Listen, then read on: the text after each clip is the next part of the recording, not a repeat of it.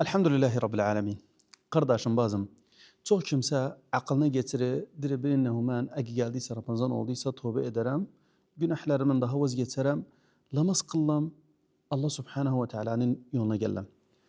Bu videonu eydinle, bu güzel nasihata eydinle, inşallahu Teala, bak Allah Subhanahu ve Teala ne buyurur sana?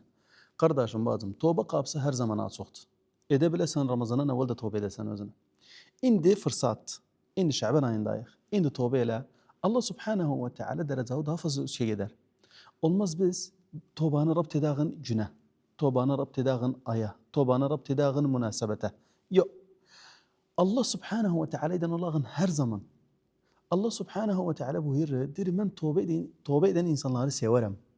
Peygamber Efendimiz sallallahu aleyhi ve sellem buyurur, dir Allah Subhanahu ve Teala tövbe eden insanları sever. İster misin ilaka kuvvetli olsun Allah'tan? Bale. İster misin Allah Subhanahu ve Teala'dan dertleşesen, Allah'tan seleşesen, Allah Subhanahu ve Teala'ya dönesen, her zaman istediği özünden isteyesen, bale. O zaman tövbe eyle, istiğfar eyle, mahseden vazgeç. Yakışmaz sana, sen Müslümansan. Müslüman insana yakışmaz mahsiye etmek. Bale biz günah ederik, günahın içine düşerik. Müslüman insan masum değil, biz melaike değiliz, biz peygamber değiliz.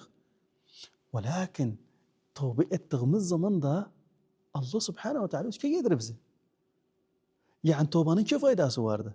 Sen bir günahtan vazgeçsen, dönsen Allah Subhanahu ve Teala yanına, ondan ayrı Allah Subhanahu ve Teala hem affeder seni, hem de üstüne gelir seni. Nece bir nimet, nece bir bereketti. Allah Subhanahu ve Teala'nın fadlına bu işte. Yani onun üzerine biz günah etmişik, masiye etmişik, Allah'ın zıddına, Peygamber aleyhissalatü vesselam'ın zıddına, İslam'ın zıddına, Allah Subhanahu ve Teala ona karşı ne edir? Affedir bizi ve üstüne gelir bizi. Kardeşim bazım, tövbe edağın, dönağın Allah Subhanahu ve Teala yanına. Dünya 2 günlüktü, dünya kalmaz bizimti. Peygamberler sıkılmadı aleyhissalatü vesselam. Bizimti de kalmaz, dönağın tövbe edağın. Hatta Allah Subhanahu ve Teala hem sevsin bizi ve hem üstüne geçsin bizi.